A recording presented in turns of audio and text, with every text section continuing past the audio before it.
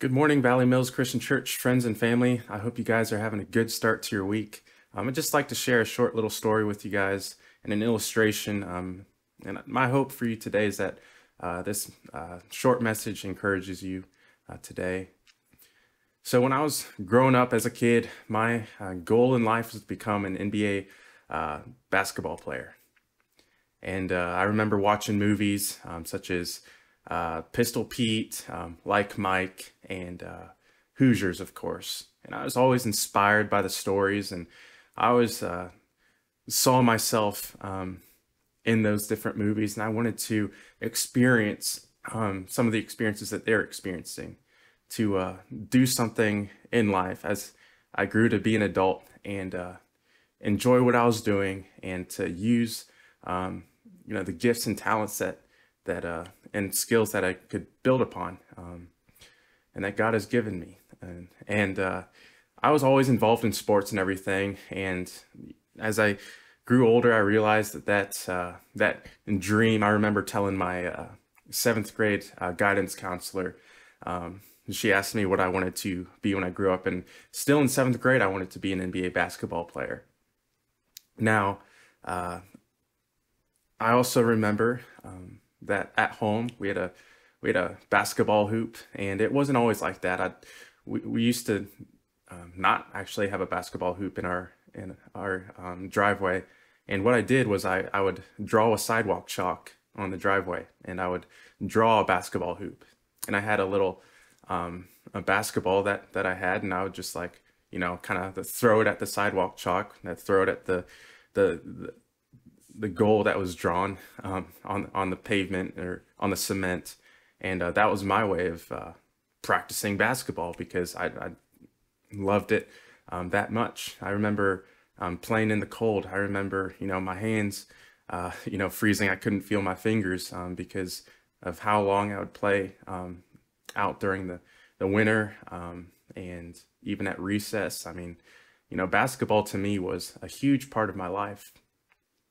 And I remember one of my goals was to be able to dunk a basketball, because I thought, well, if I was able to dunk a basketball eventually, that it'd be a shoo-in, that I'd make it to the NBA automatically. Now, of course, that's not true, but that was my goal. I started training myself, I guess, just in my driveway, trying to touch the rim on the basketball hoop. And it was one of those hoops that you could lower and raise, and first it started out at 7.5 foot. You could raise it up to 8 foot then, and that was my next goal. And once I could touch the rim on 8 foot, then I could touch the rim. I tried to touch the rim on the 8.5 foot goal. And so it kept going up and up and up. And eventually, when I was in high school, I was a freshman, and got my first dunk. And to me, that was exciting. That was a big kind of goal that I had set for myself, and I had accomplished and achieved. And but I realized that there is much more to basketball than that. I realized that there is much more going on in my life that was kind of moving me from that goal of playing basketball professionally. And I'll admit, my skills were not even close to making it that far. But when I discovered track and field, because I had developed this jumping ability, I discovered high jump. And my coaches in track developed me and trained me in that realm. I wasn't very good to start out with. And when I became a junior in high school, that's when high jump became the sport that I love most. Track and field and high jump was one of the disciplines that became my main event. And through that, I was able to do well enough to get a scholarship to college, which led me to get a Bible degree, and which helped me get to the point where I am today in vocational ministry.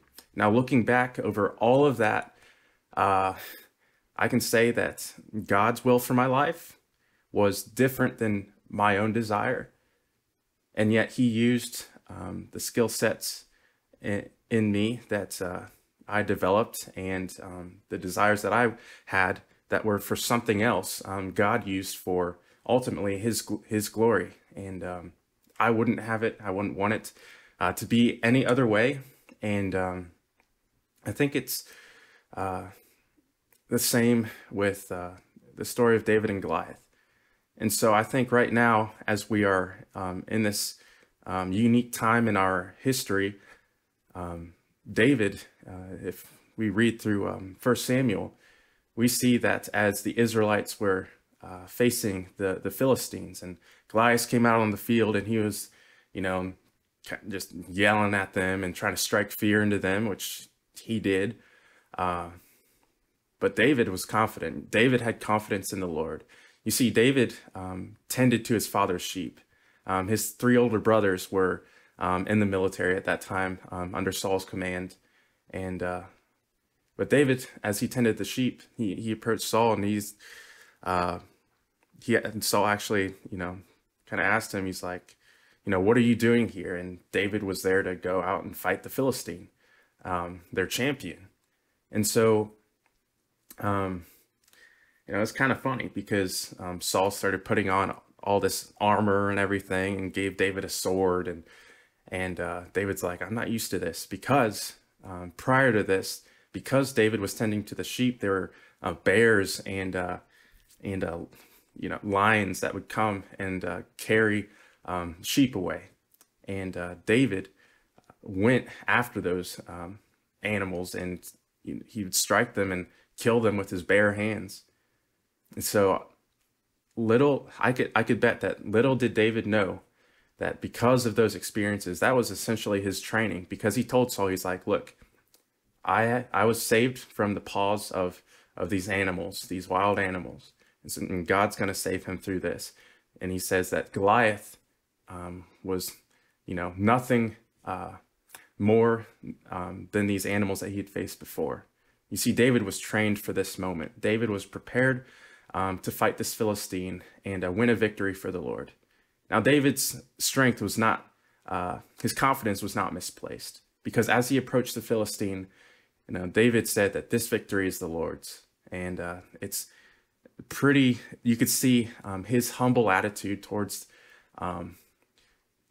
his approach to the Philistine to take him down. He was humble and confident at the same time. And so I'd like to ask you, David had a sling, and that was the instrument of choice to bring down the Philistine, to bring God a victory. I'd like to ask you, what is your sling? What are the things that God has given you that are unique to you, that you can use for his glory, that you can take down the enemy?